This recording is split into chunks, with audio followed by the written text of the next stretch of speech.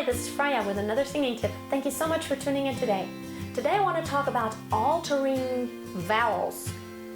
What can you do to make singing the top notes a little easier, and how much can you alter vowels so they still sound good and you can still be understood? If you want to find out, stay tuned.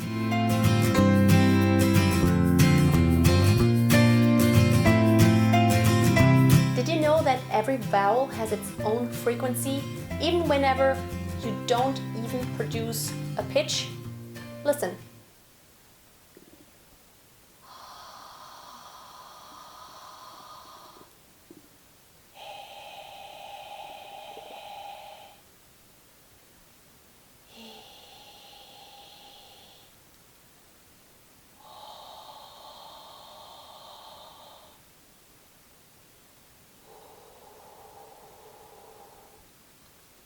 So I don't know if you did notice it, but even whenever I just kind of whisper them loudly, there's still kind of a pitch. Now let me do two vowels where it's very obvious.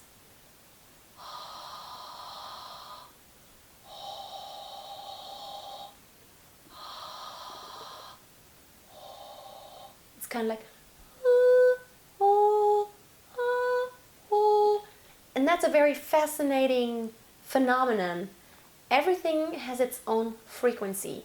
Did you ever hear that story about that bridge? I don't remember what city it was in, but it was a bridge in the US that something, the wind or something, it just started vibrating and it just kept shaking itself up until it broke apart because something hit exactly the frequency. Maybe it was the cars, the vehicles, or people like on the bridge that coincidentally, it started having exactly that frequency, that natural frequency that that bridge vibrated in. And then it broke apart because it started wobbling, and there's video footage of that, and it's really fascinating because you're like, whoa, what is this? It looks like it's not even made of concrete, it just wobbles and then it breaks apart. Also, whenever you hear the stories about glass shattering whenever you sing, well, it's actually possible. What you would have to do though is hit exactly that frequency that that glass has.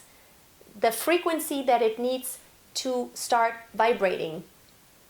And if you hit exactly that frequency that it needs to vibrate, then it will shatter.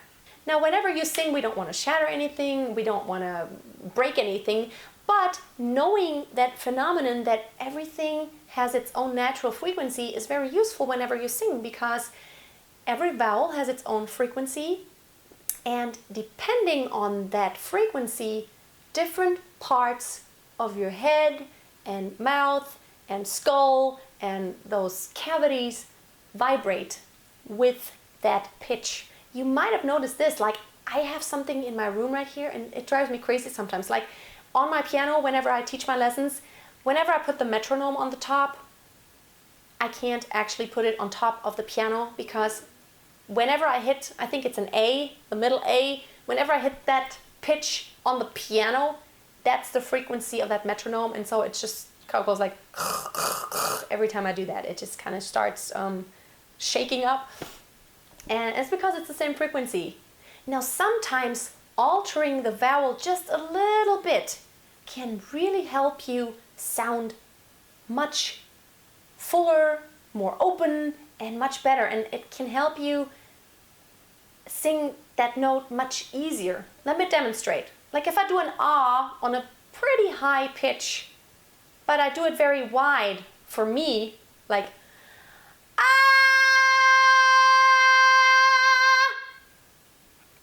it's kind of narrow and it's not very easy. If I just kind of drop my jaw just a little bit more and just think more of an ah,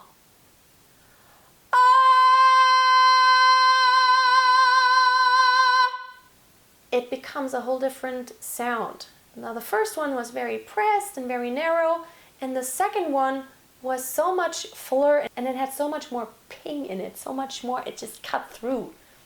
And just a little alteration can do so much. Let's do it on an ooh, for example. Let's do a high pitch on an ooh. Let's do the ooh very narrow, like an ooh, like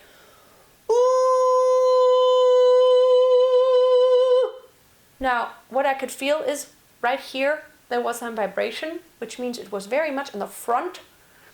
So it couldn't probably go into my skull, into these cavities a lot. Now, if I open it up and just think of an more like an ooh, not an ooh, but more like an it goes like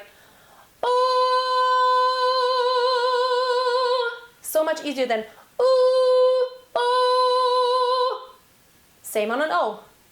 If I do it very closed, O or O, it's much easier if it's opened. O or ah. So a little change in the vowel can help you so much. Now, it will be different for everybody. Like sometimes it helps you on an A to be more of an E than an A. It depends on how high you are in your voice. Like for me, if I do it like in the middle where the passaggio is, it's really nasty to sing an eh, like a very open eh, like an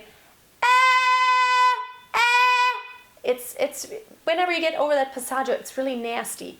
But whenever I go